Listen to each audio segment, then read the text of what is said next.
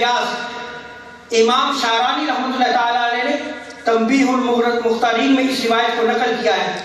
آپ فرماتے ہیں کہ اگر علم حاصل کرتے ہوئے نیت درست ہو تو اس سے بہتر کوئی عمل نہیں،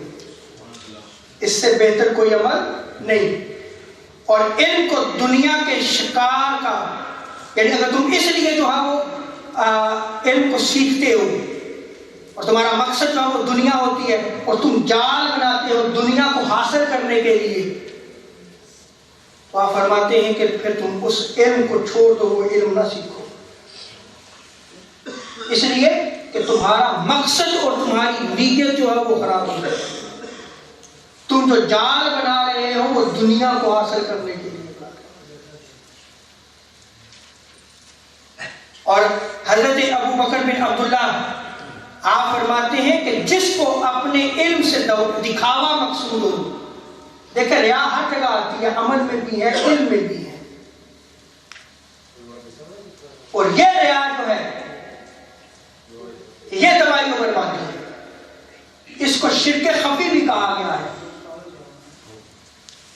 یہ جو ریا ہے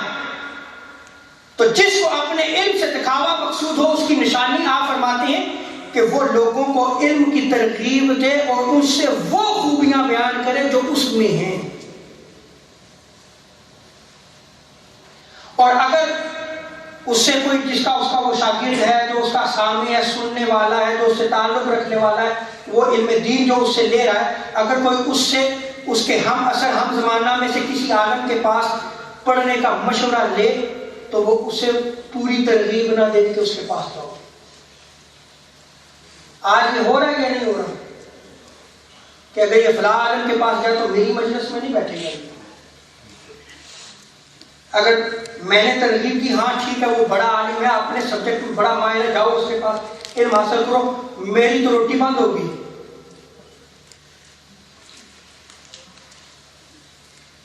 اولیاء کرام فرماتے ہیں کہ اس مقصد کے لیے علم سے تم دنیا کو تو اکٹھا کر سکتے ہو کیونکہ تم جو ہے وہ اپنی عزت اور نفس کے بھوکے ہو،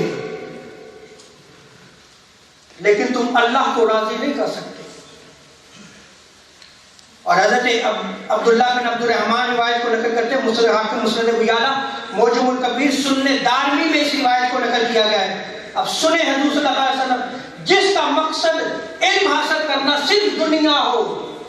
دنیا اکٹھا کرنا ہو، دنیا میں اپنا نام پیدا کرنا، تو لوگ مجھے عالم کہیں، لوگ مجھے سٹیٹس دیں، اس کی نیت اگر فاسد ہو تو حضور صلی اللہ علیہ وسلم کا ارشاد فرماتے ہیں، آپ فرماتے ہیں کہ جو شخص دنیاوی مقصد کے لیے علم کو حاصل کرے گا، قیامت کے دن اللہ تعالیٰ اس کے لیے جنت کی خوشبو کو بھی حرام قرار دے گا، وہ جنت کی خوشبو بھی نہیں سونگھ پائے گا.